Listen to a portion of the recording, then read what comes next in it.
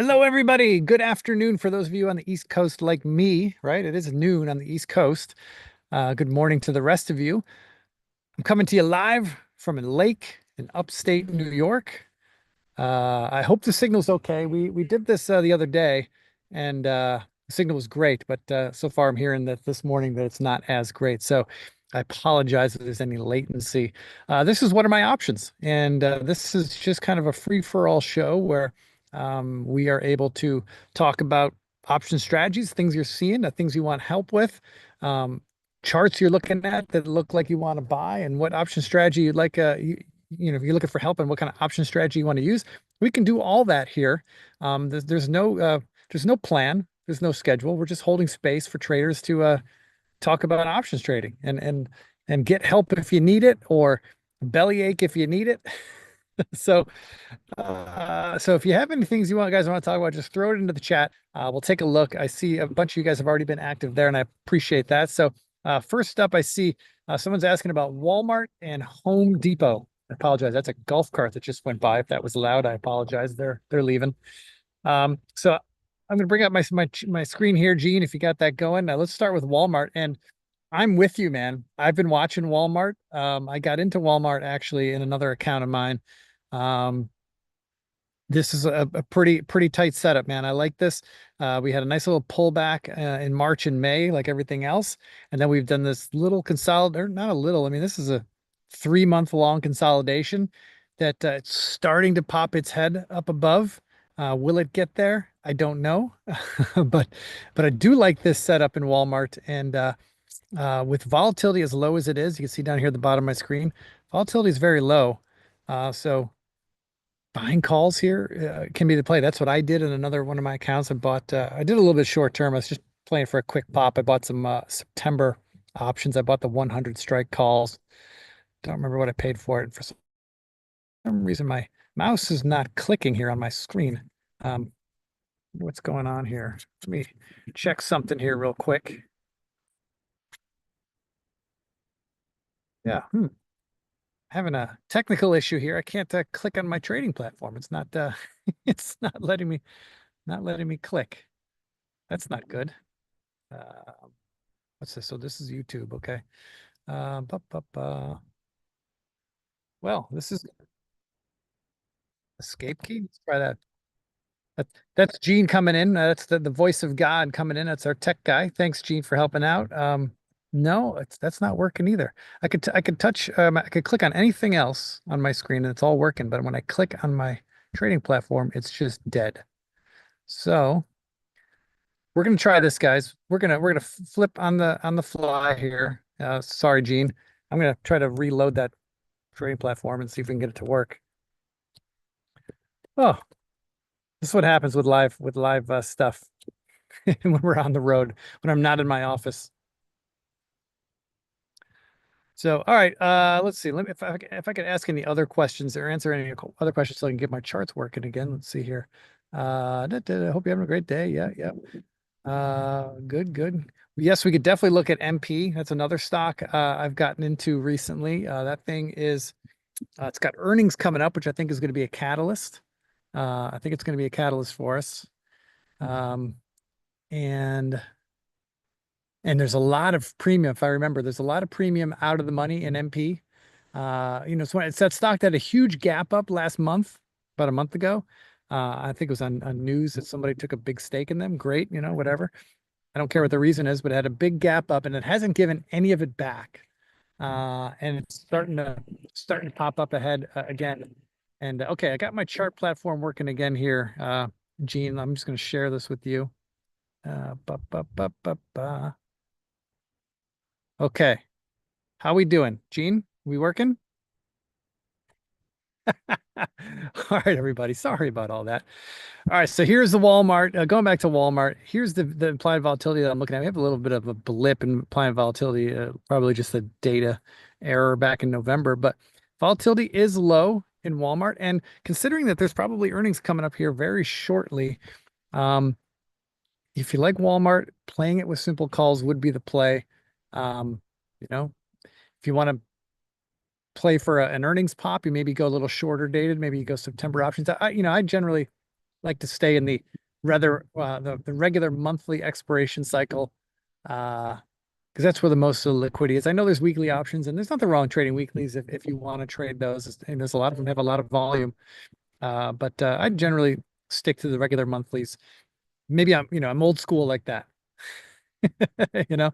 But September options if you want to go quick and have an earnings pop. But if you want a position for longer, with volatility being cheap, it does definitely pay to go further out in time, right? Go out 6 months, go out 12 months, so you could really catch a trend. And this is the kind of setup in Walmart that this could launch a multi-month trend. And if you're positioned for it, that's great. That's great. All right, what was the other note? The other ticker was a Home Depot. I haven't looked at Home Depot. Um, these are some of my lesser favorite setups. I know Straza loves these kind of setups, these like catch-up plays, and there's a time and a place for them for sure. Um, but I don't love this setup for a couple of reasons. Number one, we're well off the highs from December. We're a good 50 points, 60 points off the highs. And yeah, we might be breaking above some resistance here that's gone back to early May. But we're also, this is the 200 period moving average here in yellow that the stock is coming into right now.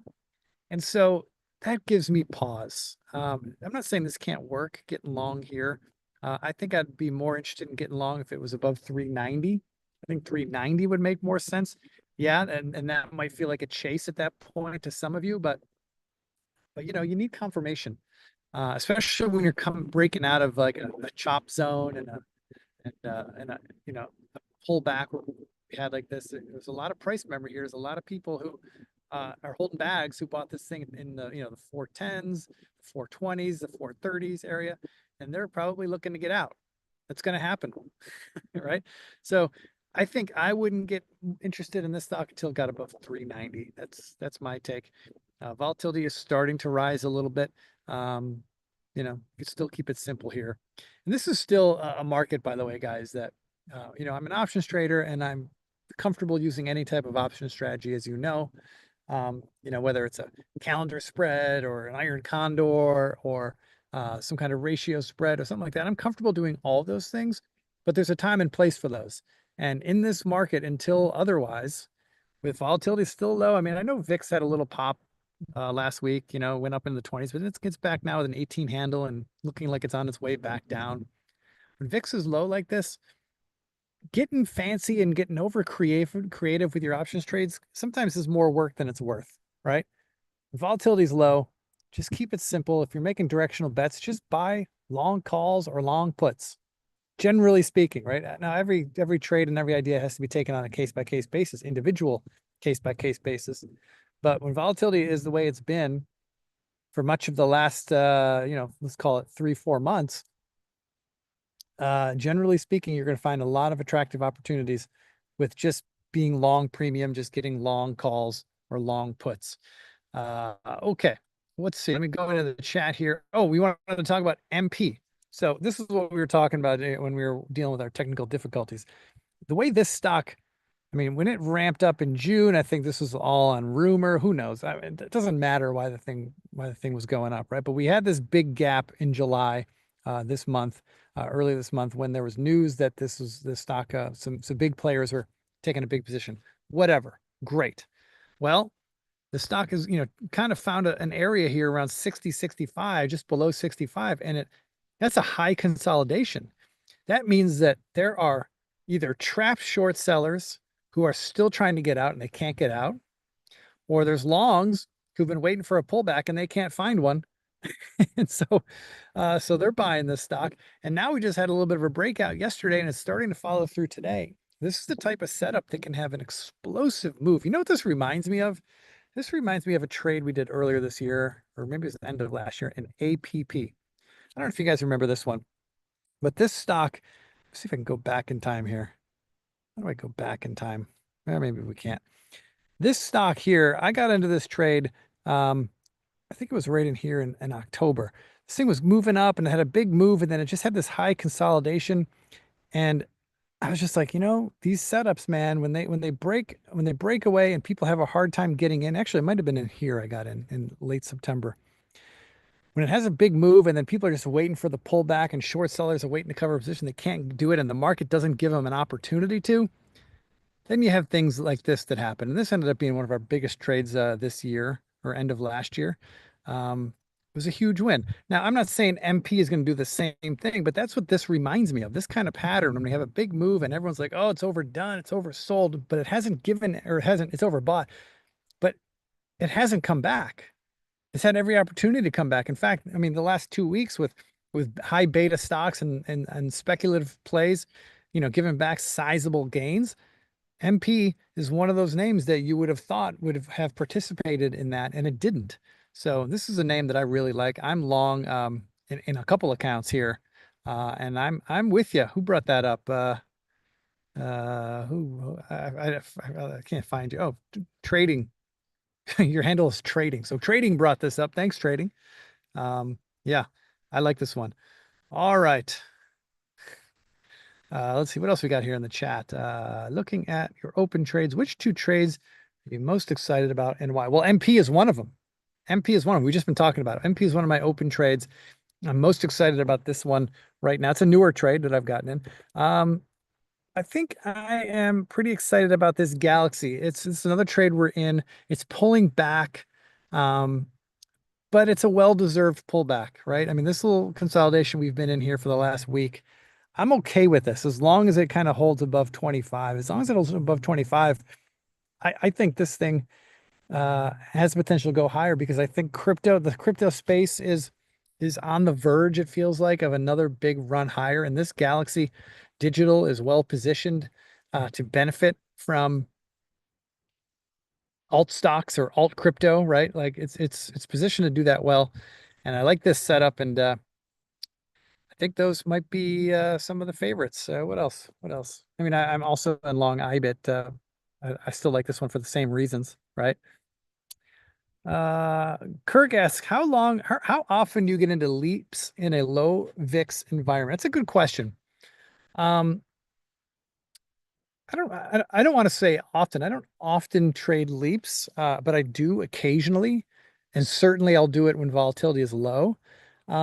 Generally speaking, I will buy leaps in a low volatility environment when I see a setup that's a very clean setup, stock making a fresh breakout that, I mean, if you guys are familiar with Investors Business Daily and their classic cup and handle pattern, I'm just using that as an example. But if I saw like a classic cup and handle breakout pattern in a high beta stock that has the potential to easily double or triple over the course of the next 6 to 12 months, if the charts suggest that, then I really like leaps in that situation. And the nice thing about leaps, especially in a low vol environment, is I don't have the exact data to back this up, but I've read data about this. I've read, research on this that it's been talked about many times that leaps oftentimes tend to be underpriced.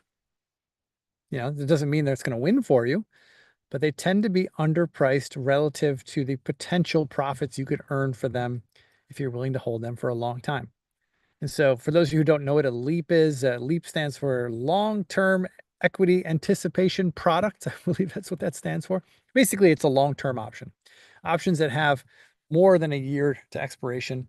And some bigger stocks and some indexes, you'll find LEAPs that go out 1, 2, 3 years.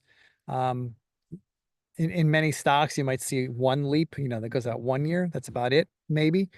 But I do like buying leaps. I just don't do it very often. My sweet spot for trading, my sweet spot time frame tends to be I want to be in positions for somewhere from 3 to 9 months. That's me.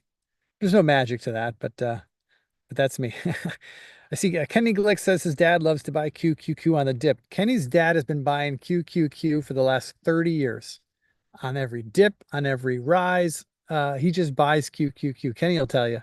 He loves to buy it on the dip for sure. But hey, it's worked for him. He's been doing it nonstop. And Kenny's been talking about it for years. And yeah, I know. All right, let's see. How about just a simple SPY or QQQ? How would you play it? Same way, 1 month out in the money? Okay. let's pull up a SPY chart. That was by Chef Aaron. Chef Aaron, thanks for hanging out with us. So he's asking, how about a simple SPY or QQQ play? Well, how would I play it? Well, here's what I know, or here's what I feel. I feel like we're in a bull market. Now, bull markets don't go straight up, right? We certainly learned that this week. Bull markets do not go straight up. There will be pullbacks, there will be drawdowns, and I think maybe we're in one of those little pullbacks right now. We're coming into a seasonally tough period right now too. August and September, or was it July and August? Certainly August tends to be a seasonally tough market for stocks. Doesn't mean stocks can't go up, and it doesn't mean they're going to go down. But historically speaking, August has been just a tough month for trends to continue. It's just who knows why? Maybe it's vacations, right? People like me hanging out at the lake. We're not fully checked in, right? So we're not committing a whole lot of capital to the market. Whatever the reason, it doesn't matter. But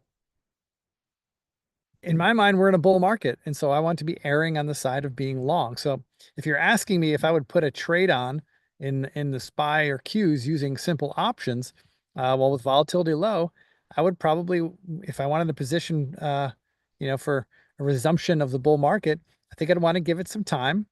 Okay, I'd probably want to position in October options, maybe November options, maybe even December options. In fact, now that I think about it, I would want to position in December options. I'd want to buy calls. Maybe I buy the 640 calls in SPY with the December expiration. I mean, let's look at what those cost right now. Let's bring up yeah, an options chain here. Got a lot of options expirations to choose from. Let's look at December options. Let's see, the 640 as well. I mean, the 640s are going to cost you $21 per contract. That's a lot, right? That's a lot, but it's a $640 product. So of course, all right.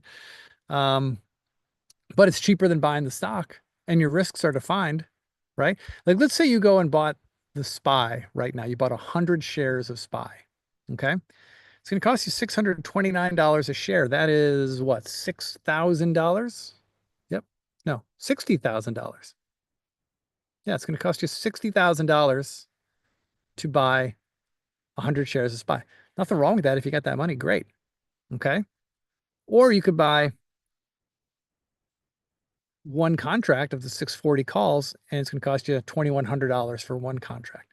So $60,000 versus $2,100 ties up a hell of a lot less buying power. It allows you to diversify into other trades. It allows you to spread your risk out a little bit, and it gives you the benefit of defining your risk. So $21, just doing back of the envelope math here, that's $21 as a percentage of $630, which is what, or $629, which is what SPY is trading right now. What's that? A third of a percent? Yeah, 1% would be, no, 10% would be 60, 1% would be 6. So this is about 3%, a little bit more than 3%. So if you bought this $640 call, paid 21 bucks for it, and it went to zero, you would have lost about an equivalent to 3% of your money, the same amount of money you would have spent if you bought 100 shares of SPY. Okay, you lose 3%. Well, what if the S&P goes into a 10% correction here, or a 20% correction? I'm not saying it's going to, but what if it does? If you owned the shares stock, you're down 20%. But if you just bought the call, you're only down 3%. So that's one of the magic of calls, right? You define your risks. It allows you to ride out volatility. Here's the thing about volatility also that we should talk about, because volatility is coming back sooner or later, right? And when it does, volatility has the ability very easily to shake us out of otherwise great positions, right? Because we're being responsible.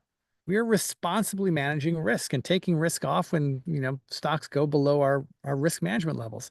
We have to do that. Otherwise, eventually, sooner or later, we'll take the mother of all losses if we don't manage risk, right?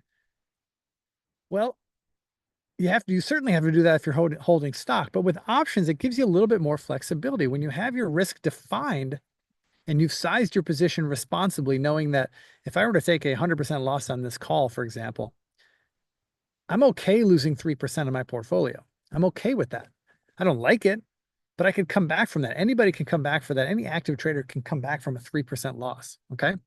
Now, it's likely that if the market rolls over, you'll be able to sell these calls at a loss, but you're not going to take a total loss. So your loss will probably be even less than 3%. But the fact that your risks are defined when volatility does hit, it's almost like, I don't want to call it a superpower, but it kind of feels like a superpower. You can't be hurt.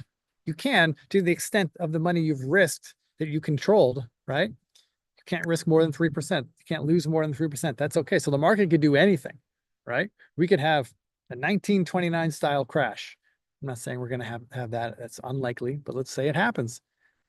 People who are long SPY calls are going to perform a hell of a lot better than people that were long SPY shares. Okay. So I don't even know how he got on that riff, but I hope that was instructional to some of you. Let me see some other questions in here. There is some urgent repetitive call buying in Intel for the August 22, or that's the August 23 calls. So let's check this out. Check this out. Vanch. Sorry if I pronounced your name wrong. We're looking at Intel. You're talking about the August 22. So it's our weekly expiration calls. You're talking about the 23 calls right here. Okay. I mean, I do see that there's 641 contracts purchased today. That doesn't seem alarmingly high to me. And they're priced at 21 cents. Let's look at a chart real quick, see if we can get any clues from that price level of 23. Price level's right here, 23. I don't know. You know, there's a whole cottage industry of people out there who want to, you know, divine some kind of magic intel from seeing unusual call buying or unusual call selling or any kind of unusual options activity. You know, if they see somebody make a big splash and buy, you know, 20,000 contracts of something, all of a sudden they're like, oh, somebody knows something. This thing's going to rip. Sure, that has been true in the past at times, but it's not always true. In fact, I would say it's rarely true because what happens in those situations, we don't know who the buyer is. We don't know why they're buying. They might be hedging a position, right? They might be executing a spread, a very complicated spread. They might have bought those August 22, 23 calls, but maybe they sold that same strike over like several months after, right? And created a inverse calendar spread. We don't know what they're doing. We never know what they're doing unless somebody comes out and tells you, hey, I'm buying 50,000 contracts of this, that, or the other thing, and here's why. Unless they tell you why they're doing it, we can never know. So I'm skeptical of the people that like to tell you that they can detect something's coming because of some unusual option trade. Yes, it has happened, and yes, it has worked. And there are some people that probably do it very well. But paint me a skeptic. All right. But Intel, I mean, look, this chart, I mean, just looking at the chart itself, this thing is just stuck in hell, right? From 18 to 26, it's been going sideways for a year, right? There's nothing in this chart that tells me this thing's ready to break out really in either direction, you know, lower or higher. In fact, this thing looks to me like a perfect iron condor candidate or a strangle candidate, right? Like go into September options and sell the 25 strike calls and sell the, I don't know, the 17 strike puts. I mean, let's look at that, what that would cost or what kind of credit we would get for that. Let's go in September. And we said, so, well, the 17 puts here only get 15 cents. Is that what I said? 17 puts? Let's see if we did it the 18 puts. You're getting 29 cents. Not a whole lot, but let's just play devil's advocate and check it out. We'll do a strangle.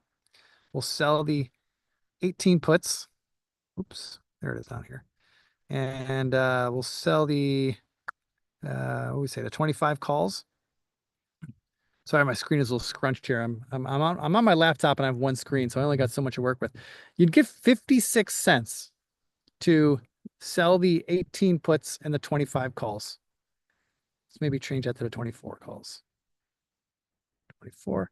It's 65 cents. To do a strangle, you're selling the 24 calls and the 18 puts. Even that's not appealing. No surprise, right? Volatility is very low. We don't like to sell strangles in low volatility environments, by the way. We want to sell strangles when volatility is up here, right? At the higher end of the range or over here in late October at the higher end of the range. That's when you get paid to sell strangles, not when volatility is near the lows. But yeah, so for me, Intel is just kind of a hands off. I don't like it. I don't like anything about it. Let's see. Coreweave, CRWV. I always had a hard time typing this symbol for some reason. My fingers don't seem to work. I mean, look, if you believe in the story here, this is your dip. This is your dip.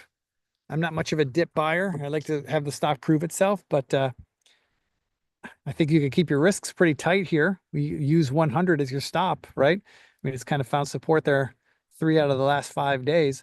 That could be your stop in Coreweave at 100. If you are a dip buyer, you get long 100 and I don't know, you hold it till at least gets back to highs, those late June highs, and maybe you sell half your position there and then roll into or keep the rest and see what happens. But yeah, I like that one.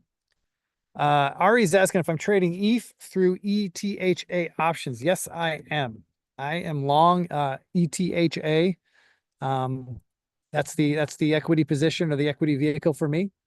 And so far it's been a good trade. I got in back in early July. I'm sitting through this consolidation right now, but so far so good. So far so good. But yeah, so far it's a great product. I wish we could get more of these ETFs.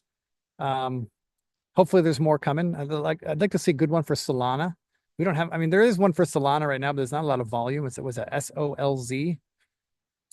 But the ETHA ETF is coming along. Obviously, the IBIT ETF for Bitcoin is coming along. That's great. But yeah, I am trading ETHA. Okay, Richard, I see Richard's comment here is going back to MP real quick. Let's talk about this. So you are absolutely right, Richard. Volatility is high. Implied volatility in MP is high. Look at this implied volatility chart at the bottom of my screen. It is high. I am not long MP with just a simple long call. I would not buy long calls in this tape. I bought a call vertical spread. Okay, I bought the 65 calls and I sold the 85 calls because there's a lot of premium at that 85 strike.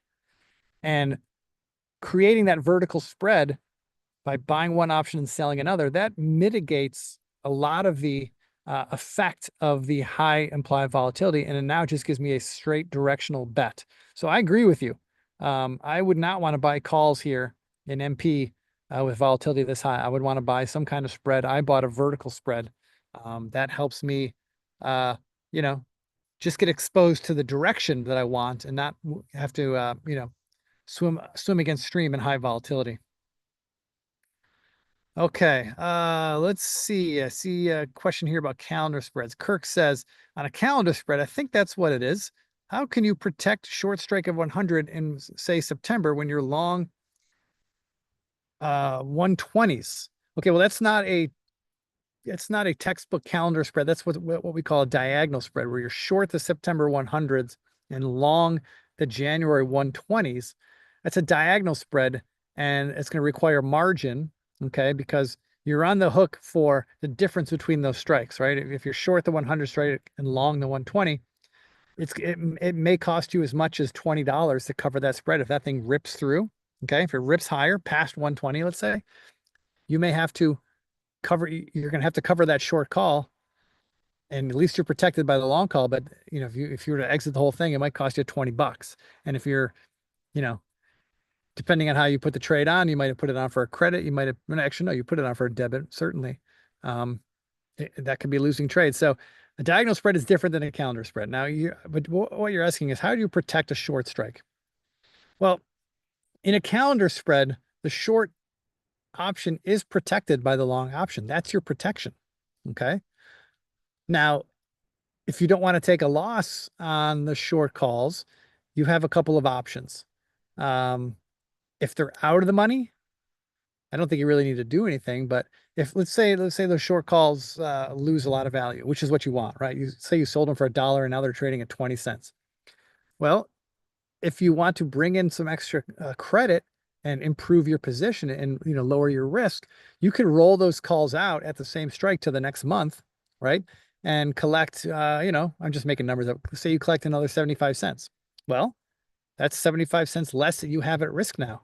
Let's say you put that trade on originally for $3, and then you get an opportunity to roll your short calls for 70 cents. Well, now your net cost is $2.30. So you've lowered your risk and you still have the trade on. You still have potential for further gains. Okay. Now, if the short calls go in the money, and that's what you're worried about, You have a couple of options. You could roll them out uh, in the same in this at the same strike to the next month, right? You'll get a credit for that for sure. Okay. How far away you are from that strike depends on how much credit you'll get.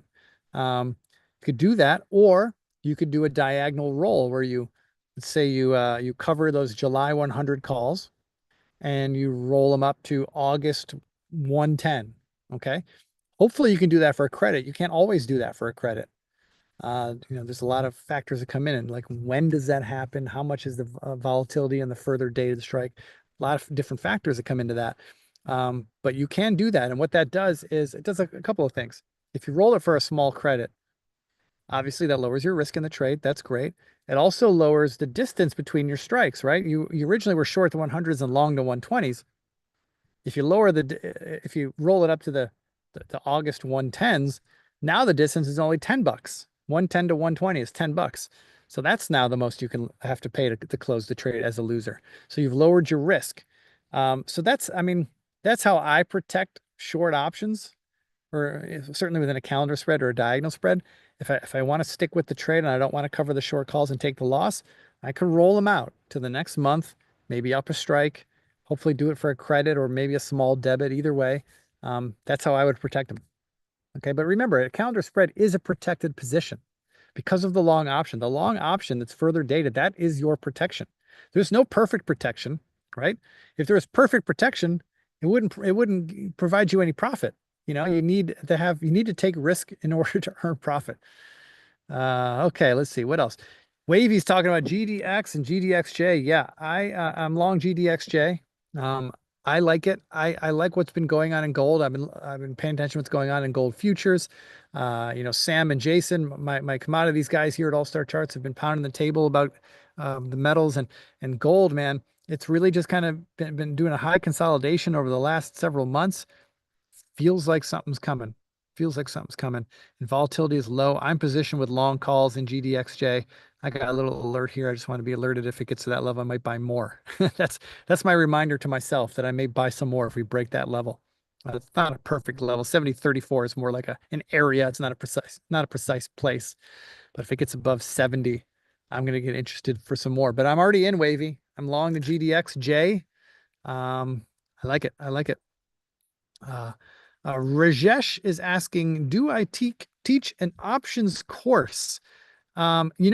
I did put together an options course. It's a very nice course. It's eight episodes. It's professionally recorded, professionally done. If you want access to that, Rajesh, send an email to info@allstarcharts.com. Info@allstarcharts.com, asking about it, and our team can make that available to you. I'm biased. I made it. I think it's pretty good. It's professionally done. There's a lot of scenes and stuff. It's cool. It's cool. So if you're interested in that, Rajesh, shoot us an email, info@allstarcharts.com. We can get that to you. Okay. What else we have in here? Yeah. Oh, Kirk, you're asking about CC trade that we did. It was a calendar spread. It was a diagonal spread. Boy, that trade was a bummer. We were doing all the right things, and then the market completely reversed on us. In fact, let's bring it up. Yeah, I think this covers the time. So we had gotten into a diagonal spread here back in October, I believe it was. And I was very bullish on CCJ, but I thought it might take its time. In hindsight, I was right. But I don't remember the strikes. I don't have it here in front of me, Kirk. I apologize. But let's say it was November. So I think we started out selling some December calls at the 65. I know we were long the 65s. I was long this coming January 65 calls. And I started out being short the December 65 calls back when I got into this trade in late October. And when this thing was going down, what I did every time I short calls, they were obviously declining in value. I was short the 65 strike, right? They were obviously declining in value. So every time those options, got down to like, I don't know, a value of like 25 cents or something, I would roll them out to the next month and collect additional credit, lowering my exposure to this trade. And then I think I even rolled down a strike or two on the way down just to keep bringing in more credit. And I got to a point where I now had a net credit in the trade.